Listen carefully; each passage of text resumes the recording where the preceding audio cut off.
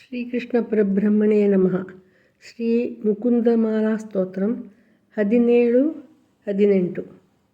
ಹೇ ಲೋಕಾಃ ಶೃಣುತ ಪ್ರಸೂತಿ ಮರಣವ್ಯಾಧೇಃ ಚಿಕಿತ್ಸಾಮಿಮಾಂ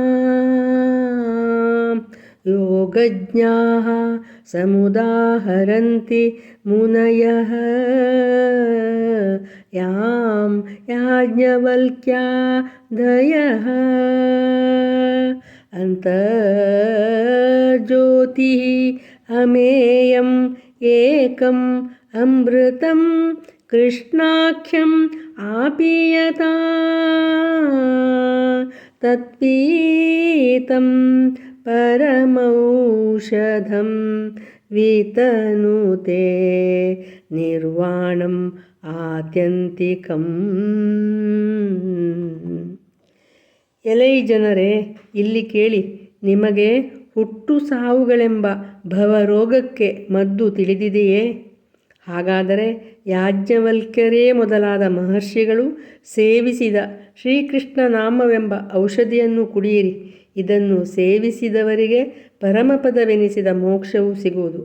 ಶ್ರೀಹರಿಯು ಭವರೋಗ ವೈದ್ಯನಾಗಿದ್ದಾನೆ.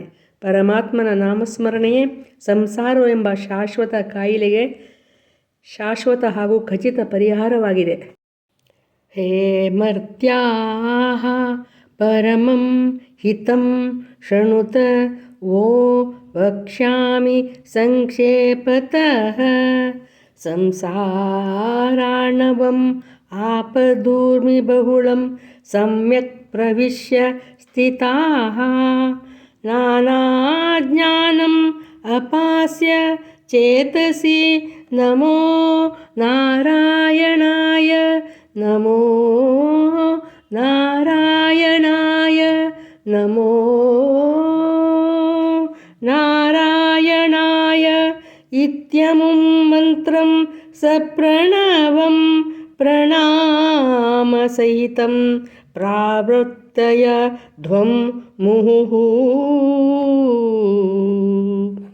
ಎಲೆ ಮನುಜರೇ, ನೀವು ಕಷ್ಟಗಳಿಂದ ತುಂಬಿದ ಹೆದ್ದೆರೆಗಳ ಈ ಸಂಸಾರವೆಂಬ ಸಾಗರದಲ್ಲಿ ಮುಳುಗಿದ್ದೀರಲ್ಲವೇ? ಇದರ ದಡ ಸೇರುವುದು ಸುಲಭವಲ್ಲ. ಆದರೆ ನಿಮಗೊಂದು ಹಿತಕರ ಉಪಾಯ ಇಲ್ಲಿದೆ, ಕೇಳಿರಿ. ಓಂ ನಮೋ ನಾರಾಯಣಾಯ ಎಂಬ ಅಷ್ಟಾಕ್ಷರಿ ಮಹಾಮಂತ್ರವನ್ನು ನಿರ್ಮಲ ಮನದಿಂದ ಜಪಿಸಿರಿ. ಆಗ ನಿಮಗೆ ಬಿಡುಗಡೆಯ ಹಾದಿ ಸಿಗುತ್ತದೆ. ಅಷ್ಟಾಕ್ಷರಿ ಮಂತ್ರದ ಮಹತ್ವ ವರ್ಣಿಸಲು ಅಶಕ್ಯವಾಗಿದೆ. ಬ್ರಹ್ಮದೇವನಿಂದ ಸಾಮಾನ್ಯ ಜೀವನವರೆಗೂ ಇದು ಮನನೀಯವಾಗಿದೆ. ಸದಾ ನಾರಾಯಣನ ಸ್ಮರಣೆ ಭವರೋಗವನ್ನು ದೂರ ಮಾಡಬಲ್ಲದು ಎಂಬುದು ಇಲ್ಲಿನ ಭಾವನೆಯಾಗಿದೆ. ಶ್ರೀಕೃಷ್ಣಾರ್ಪಣಮಸ್ತು.